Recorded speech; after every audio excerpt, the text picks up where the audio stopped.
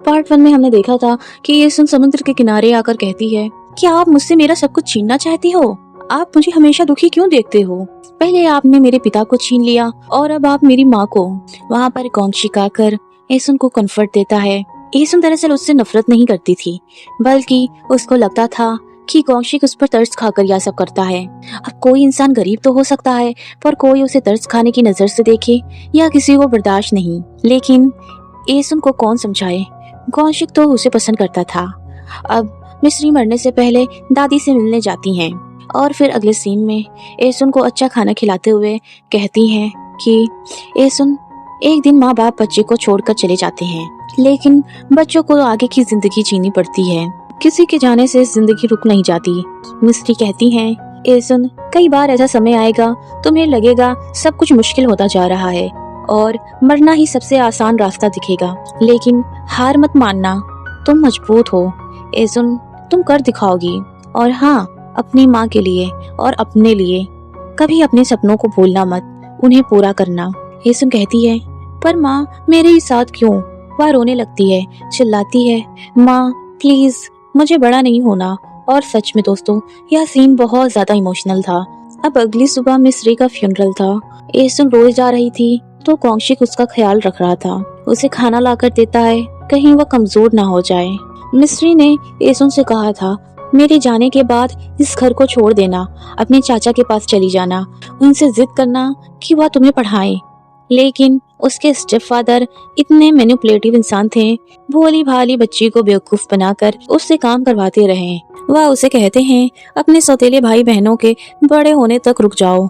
वह यह भी कहते हैं, तुम मेरी मदद करोगी ना, तो तुम्हारे बड़े होने पर मैं तुम्हारे कॉलेज का खर्चा उठाऊंगा। वह बेचारी मेहनत करती है, कौशिक उसका साथ देता है। दोनों कैबेजेस के फॉर्म को बनाते हैं, फिर मार्केट में बेचते हैं। इस वक्त कोरिया धीरे धीरे आगे बढ़ रहा था। लोग थोड़े अमीर हो रहे थे और वह दोनों भी वक्त के साथ बड़े हो रहे थे। और कौशिक अपनी मछलियों के साथ एसुन के सारे कैबेजेस बेच देता है। एसुन वहाँ सिर्फ बुक्स पढ़ती थी और पास बैठी बाकी जो मिस्री की दोस्तें थी, वह बुढ़ी दादी कहती हैं, एसुन, तुम बहुत नसीब वाली हो कि कौशिक हमेशा उसके लिए खड़ा रहता है। लेकिन बीच में ही कौशिक की दादी आकर एसुन के पीछे पड़ जाती हैं। उनका कहना था, मिस्री की आत्मा उसके ऊपर अभी भी है और वह नहीं चाहती ऐसी लड़की उसके पोते के आसपास आए। अब हम देखते हैं कौशिक उसके पास आता है और वहाँ एसुन उससे कह रही थी, तुम भी तो एक मछली बेचने वाले के परिवार से हो और मैं एक गोताखोर के परिवार से हूँ। हम मछलियाँ पकड़ते हैं और तुम बेचते हो, ज्यादा फर्क तो नहीं है। तो तुम कौन सा कोई राजकुमार हो जो तुम्हारी दादी मुझसे ऐसा बर्ताव करती हैं?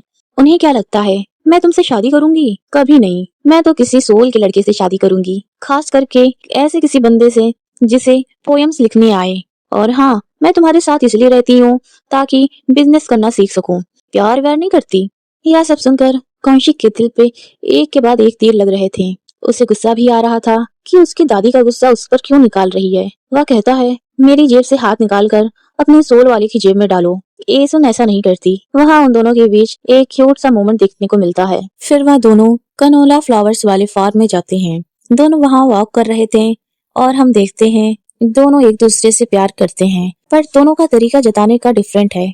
एसुन का तरीका बोलने का, कड़वी कड़वी बातें सुनाने का, क्योंकि उस बेचारी का इस दुनिया में अपना कोई ही नहीं है, तो वह कौशिक से ही सारी बातें करती है। और कौशिक का तरीका था सुनने का, वह उसे सुनकर ही खुश हो जाता था। एसुन कहती है, तुम हमेशा मुझ पर तरस क्यों खाते हो? कभी मछली देकर, कभी दूध दे दिया, कभी मदद करने आ गए, जब भी जरूरत होती है तुम आ जाते हो, कोई और काम नहीं है? कौशिक नम आंखों के साथ कहता है, क्या तुम्हें मेरा यह सब तरस खाना लगता है? वह कहती है, और नहीं तो क्या। इस बात को सुनकर वह उसे तुरंत किस कर लेता है और कहता है, यह है वह तरस खाना नहीं। एसुन कहती है, अरे ऐसे प्यार का इजहार कौन करता है? और ऊपर नोज पर किस क्यों कर रहे हो? और फिर वह कहने लगती है, इस दिन का इंतजार तो वह तब से कर रही थी जब वह 14 साल की थी, और तब हमें समझ में आता है दोनों ही एक दूसरे से बेइंतहा प्यार करते हैं, बस एक दूसरे के कहने का इंतजार कर रहे थे। एसुन अपने घर जाती है,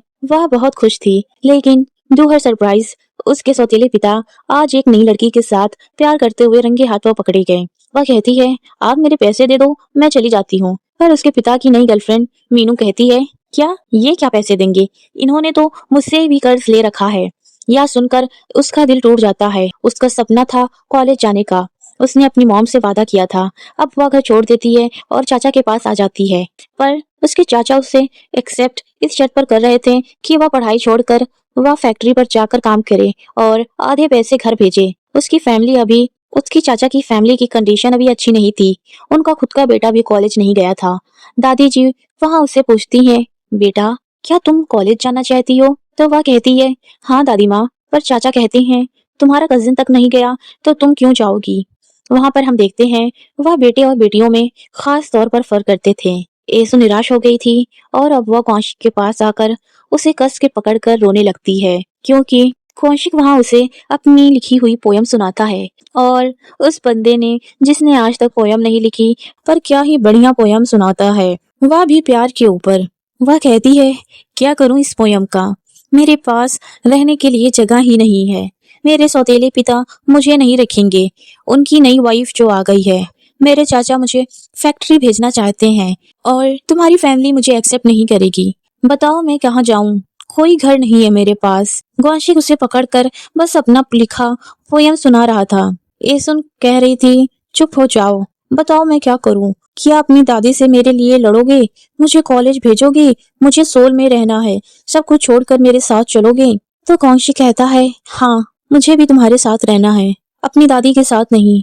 मैं तुम्हारे सारे सपने पूरा करना चाहता हूँ। मैं वादा करता हूँ मैं तुम्हारे सारे सपने पता नहीं पूरा कर पाऊंगा या नहीं, पर मैं वादा करता हूँ ए सुन, कभी तुम्हें दुखी नहीं होने दूंगा। हर मोड़ पर तुम्हारा साथ दूंगा।